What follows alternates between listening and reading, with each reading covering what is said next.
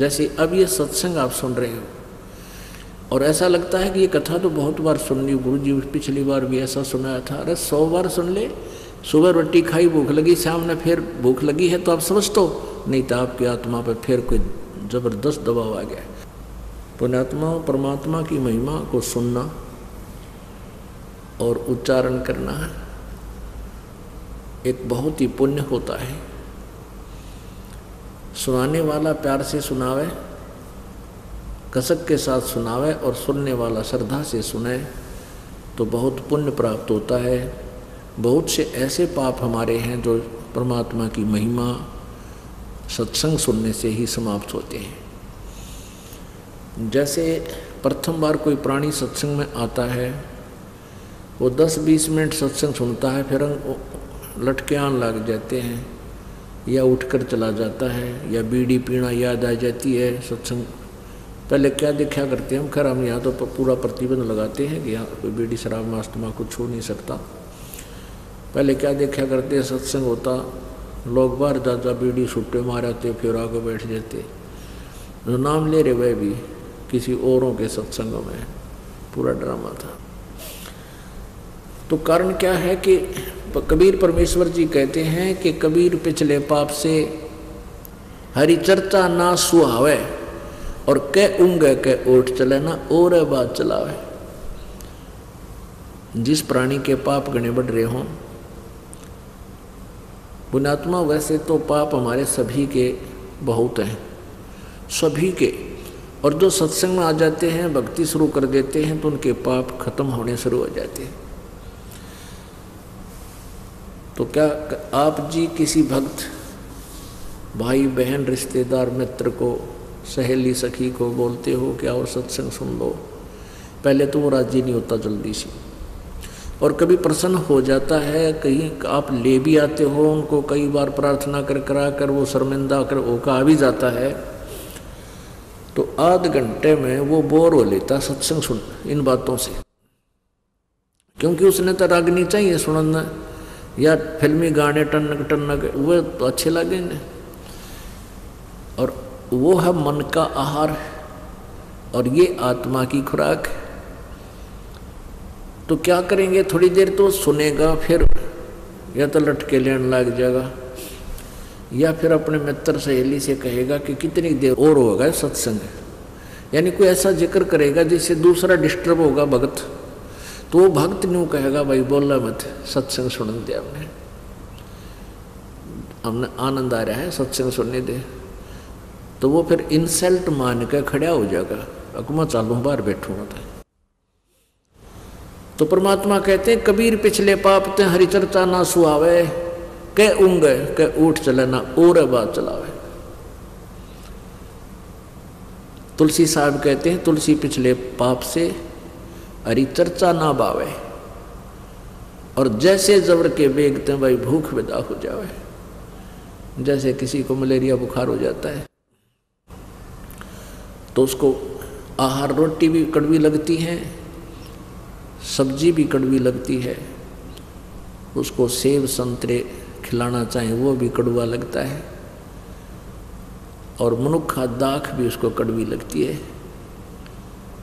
कारण क्या है कि ना मनुखा दाख कड़वी है, ना रोटी कड़वी, ना सब्जी कड़वी है, वो तो जीवन दाता है। ना सेब कड़वे ना संतरे कड़वे।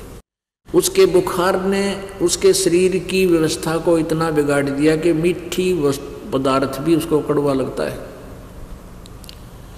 पुण्यात्माओं इसी प्रकार जिनके पाप कर्म घने हैं उनको ये परमात्मा के सत्संग रूपी मनुखा दाख ये भी अच्छी नहीं लगती।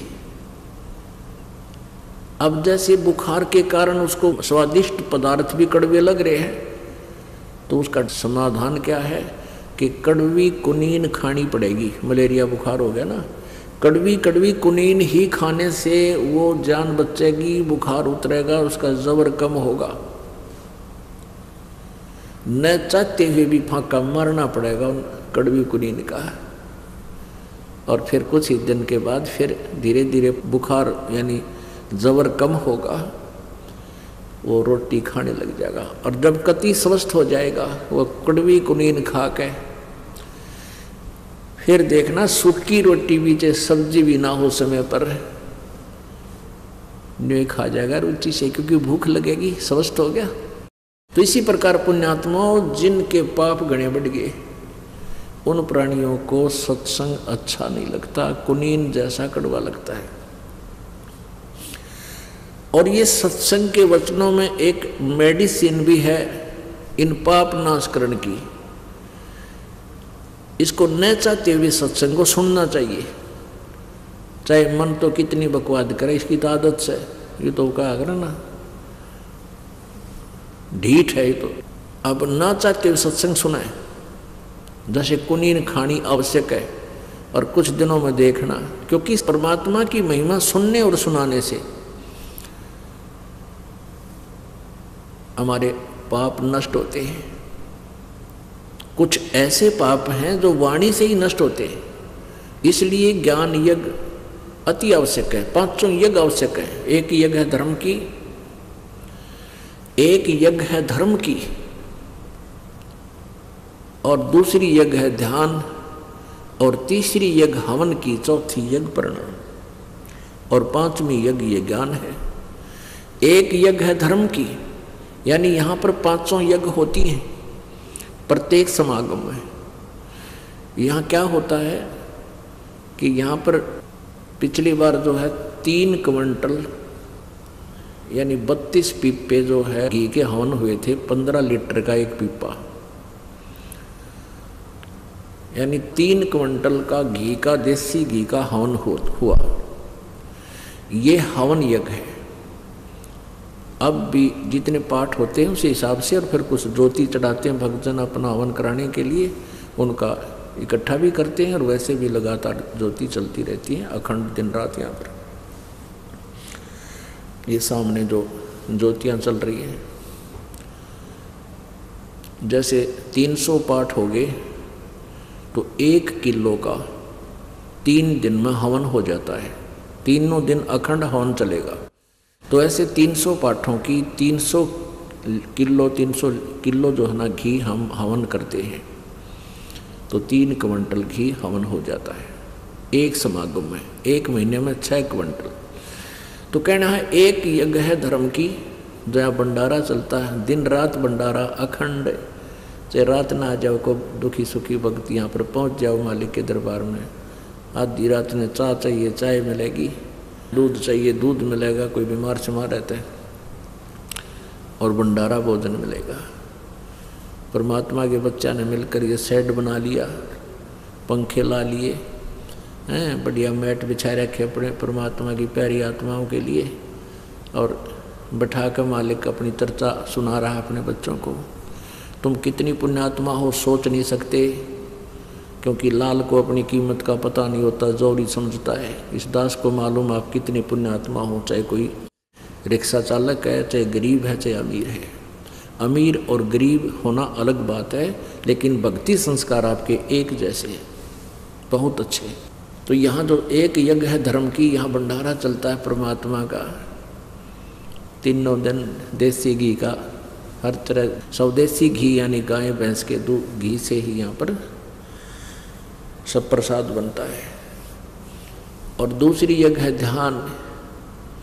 आप ये सत्संग सुनते हो, ये मेडिटेशन का भी काम करता है, क्योंकि जब सत्संग सुनते हो तो परमात्मा का चिंतन होता है, प्रभु के बारे में जानकारी होती है, अंदर अंदर एक विशेष कसक पैदा होती है, रह रहकर मालिक का ध्यान ही आता है, परमात्मा ने ये किया, परमात्मा ऐसे थे। तो ये भी ये एक मेडिटेशन, यही मेडिटेशन होता है। जैसे ये हठ योग मेडिटेशन हम नहीं मानते, संत मते में नहीं है। परमात्मा कहते हैं साधो मुझे सो सतगुरु मन भावे, जो सहज समाध बतावे, आँख ना मुंदे कान ना रुंदे, ना अनहद उलझावे। अनहद कहते अंदर कान आँख मीच कर अंदर वाणी सुनो, अनहद नाद सुनो। कहते इनमें जो उड़ जाता है वो मुझे अच्छा नहीं लगता, वो ठीक नहीं है। जो सहज समाध बतावे, सहज समाधि कैसे होती है? जैसे हाली बीज धुन और पंथी से बतरावे और वह में खंड पड़े नहीं, ऐसे ध्यान लगाओ। It is meditation. जैसे हाली बीज बोता है, हल के पीछे, बैलों के पीछे एक हल होता है, हल के पीछे एक पाइप सी होती है जिसमें अगर बीज छोड़ दे उसने ओरना बोला गया। और जैसे रास्ते के साथ साथ उसने हल जोत रखा है और कोई अतिथि आ जाता है, पंथी राह चलता, और कोई बात पूछता है, रास्ता पूछता है, तो वो उससे बात भी कर रहा है और साथ में एक हाथ से बीज को छोड़ता हुआ अपने हल को नहीं रोकता। वो उसका ध्यान तो अपने बीज में है, हाथ ऐसे सेट कर रखा है उसने, उसका ध्यान है, बैलों को भी टोक देता है और उस पंथी को रास्ता भी बता रहा, आप सीधे चले जाना, आप ऐसे करना, लेकिन रह कर ध्यान उसका बीज छोड़ने पर है, कहीं ज़्यादा कम ना छूट जाए हाथ से। जैसे हाली बीज धुन पंथी से बतलावे, वाह में खंड पड़े नहीं, ऐसे ध्यान लगावे। जो पतिव्रता पति से राती, आन पुरुष नहीं भावे, बस पी हर में सुरत प्रीतम में, ऐसे ध्यान लगावे। This is meditation, it is meditation. ये ध्यान समझ लेना कैसा है हमारा ध्यान। अब जैसे आप वैसे सिमरन करते ही हो, जब आप किसी काम करते हो, कोई भी कार्य करते हो, ऑफिशियल काम में ज़्यादा डिस्टर्बेंस मानते हैं, लेकिन ऑफिशियल काम करते करते भी वह कसक मालिक की रह कर अंदर रहनी चाहिए हमारे। अब इस बात को आप समझ जाओगे। एक व्यक्ति ने 50,000 रुपये लोन लिया, लड़की की शादी और सारी व्यवस्था करनी थी, तिजोरी में यानी सेफ में रख दिए, और चलते समय कहीं जाना था निमंत्रण देने के लिए, सेफ खोल कर किराया निकाला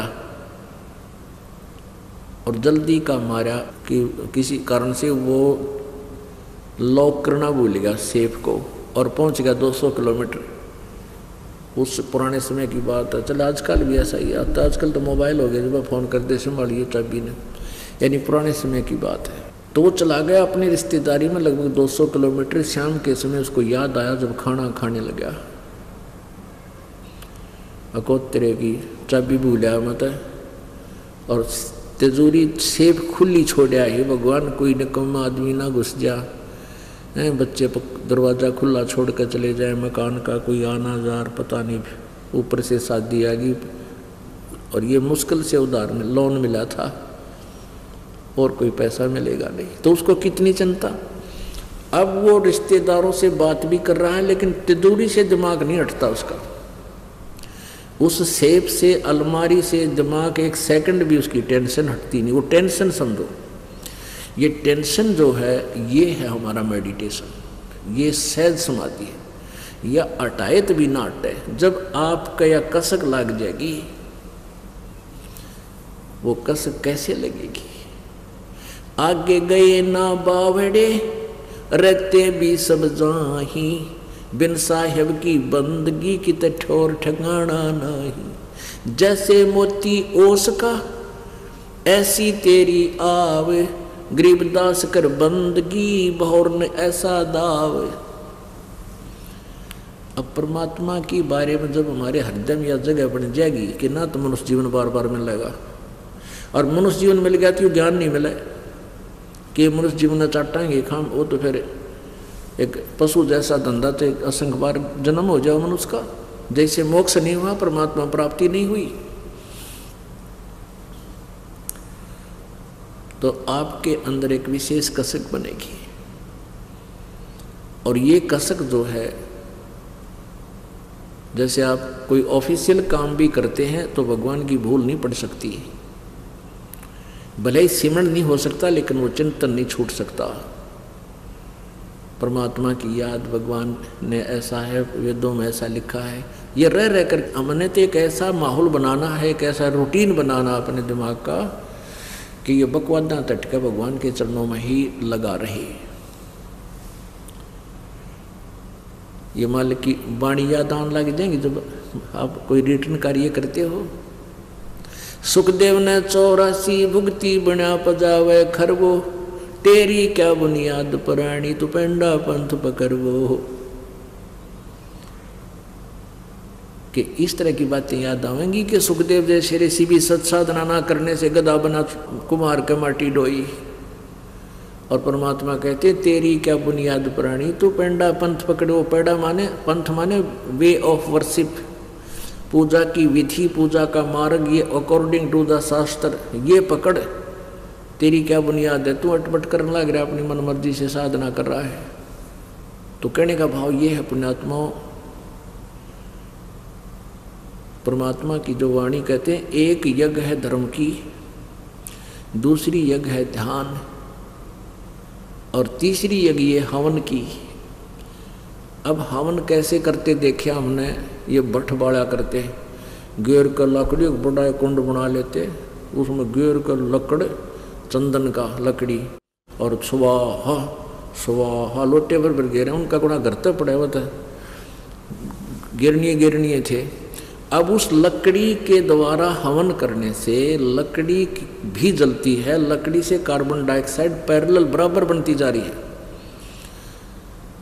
और हम हवन कैसा करते हैं, एक 100 ग्राम, इसमें मेरे ख्याल में 100 ग्राम रुई नहीं लगी हमारी इन ज्योतिया में, ज्योति जला रखी, और इसमें अब के लगभग 2.5 क्विंटल से भी ज़्यादा हवन होगा। पिछली बार 3 क्विंटल और 30 किलो किया था हवन, तो मुश्किल से 200 ग्राम 150 ग्राम जो है ना रुई लगी होगी, और 3 क्विंटल से भी 30 किलो ऊपर हवन हो गया।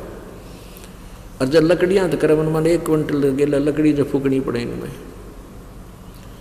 तो वो कार्बन डाइऑक्साइड साथ में। तो परमात्मा ने जो तरीका बता रखा है कि एक ज्योति लगा दो, हवन हो रहा है। हवन घी के प्रज्वलित होने से ही हवन होता है। भगवान की चर्चा कभी करो, किसी समय करो, वो अलग है, वो ज्ञान चर्चा है। तो तीसरी यज्ञ है हवन की, या हवन भी होता। चौथी यज्ञ प्रणाम। एक प्रणाम करने से भी एक यज्ञ का पुण्य आपको प्राप्त होता है, पर हृदय से न देखा देखी नहीं लौटना है कि सारे लौटे हैं मैं भी लेट जाऊं, प्रणाम करना है ना, भूडा सा लगूंगा एकला खड़ा रहता है, ये कोई प्रणाम नहीं है, उसका अकाउंट नहीं होगा। कहते हैं जय गोपाल दंडवत करो, चाहे पैरा पड़ प्रणामे, पर दुआ करो दिल पाक से है, वो असला असल सलाम। जब प्रणाम करो दिल पाक से, पवित्र हृदय से, सच्चे दिल से, अपना परम कर्तव्य जानकर, इस मिट्टी को मिट्टी जानकर, और प्रणाम करो। इससे अभिमान खत्म होगा। अभिमान जीव का सबसे बड़ा शत्रु है। जब तक हमारे अंदर अहंकार है, भगवान निकट नहीं आ सकता। और हमने चाहिए भगवान चाहे किसी प्रकार मिल रहे, हमने तो परमात्मा के लिए कमर कसी है, फिर उसमें अग्रम अग्रम किसा। जो बच्चा मिलिट्री में भर्ती हो गया और वहाँ जाकर वो सारी रिहर्सल करवाते हैं, उससे सारे ऐसे कोनियों के बल भी चलवाते हैं, रस्सों पर भी कुदवाते हैं, ऐसे पकड़ कर भी ऊपर, यानी सारी प्रैक्टिस कराते हैं ताकि मार ना खाओ बालक। कभी आमना सामना होगा जब शत्रु थे, जो हर दाव लगा ले, सब तरह ट्रेंड हो। तो दास भी आपको यहाँ ट्रेंड करना चाहता है कि जब काल के साथ आपका आमना सामना होगा, यानी यहाँ से हम जब चलेंगे तो आप मार ना खा जाओ। अब जब फौज में भर्ती होए गया तो फिर नखरे किसे भाई, सारी क्रिया करनी पड़ेगी, वहाँ अपनी ना चले। तो ऐसे यहाँ भी आपने प्रवेश पाए लिया तो हमने हर तरह से अपने आप को ढालना पड़ेगा जो परमात्मा के नियम है, तभी हम सही सिपाही होंगे, तभी हम सही भक्त होंगे। तो पुण्यात्मा 5वीं यज्ञ है ज्ञान की। अब ये ज्ञान यज्ञ जो आपका चल रहा है, सत्संग रह कर सुनाया जाता है, इसका बहुत पुण्य आपको मिलता है। और हमारा कोई सिर में दर्द नहीं, 4-4 घंटे 5-5 घंटे सत्संग करूँ दिन में, और फिर आप जी से साथ साथ आपसे मिलता हूँ, कुशल मंगल पूछता हूँ, तो आपको यहाँ बुलाने का उद्देश्य है कि डॉक्टर को पता होता है कि ये रोग कटेगा कैसे मरीज का, तो वो हर ट्रीटमेंट समय पर देता रहता है, तभी वो स्वस्थ कर देता है। तो ये ज्ञान यज्ञ है। तो कहते हैं तुलसी पिछले पाप से हरि चर्चा ना बावे, अच्छी नहीं लगे, और जैसे जबर के बेगते भूख विदा हो जाए। कुछ ऐसे पाप हैं जो सत्संग के श्रवण करते हैं या शारीरिक सेवा करने से ही समाप्त होते हैं, उनका और कोई विकल्प नहीं। तो फिर क्या होगा कि कुछ दिनों के बाद आपने इतनी भूख लगेगी, आप डटे नहीं डटो। वही व्यक्ति जो पहले आध घंटा भी नहीं सुन सका था माल्य की वाणी को, अब वो न सोचा 2 घंटे के बाद भी आगे और के बताओगे गुरुजी, कौन सी कथा सुनाओगे। तो ये भूख लगी, आप स्वस्थ, आपकी आत्मा स्वस्थ होगी। और आपके मन में मान ले कभी भी साल में 2 वर्ष में ये आने लगा कि ये कथा तो मैंने सुन रखी है, गुरुजी ने फिर वही सुना दी, तो समझो आप फिर अस्वस्थ हो गए, आपके ऊपर कोई कर्म की मार ज़्यादा होगी। अब जैसे सुबह रोटी खाई थी आपने, रोटी वही है, सब्जी फिर बदल हो सकता है थोड़ा बहुत, और सुबह भूख लगी और शाम को फिर वही रोटी। अगर आपने ये लगा कि ये रोटी तो खाई नहीं थी सुबह, यानी अरुचि होगी आपकी, तो समझो आप फिर बीमार हो लिए। आपके कहे तो बदहजमी होगी या कोई बुखार घेरने वाला है। तो उसका ट्रीटमेंट क्या है? सुनिए, गुरुजी पिछली बार भी ऐसा सुनाया था। अरे 100 बार सुन ले, सुबह रोटी खाई, भूख लगी, शाम में फिर भूख लगी है तो आप समझ तो नहीं, तो आपकी आत्मा पर फिर कोई ज़बरदस्त दबाव आ गया। उसका ट्रीटमेंट क्या है, उसका विकल्प क्या है कि ना चाहते हुए सत्संग को सुनता ही रहना चाहिए। फिर आध घंटे के बाद देखना आपकी कैसे रुचि बढ़ती है, क्योंकि ये साथ में मेडिसिन का काम भी करता है।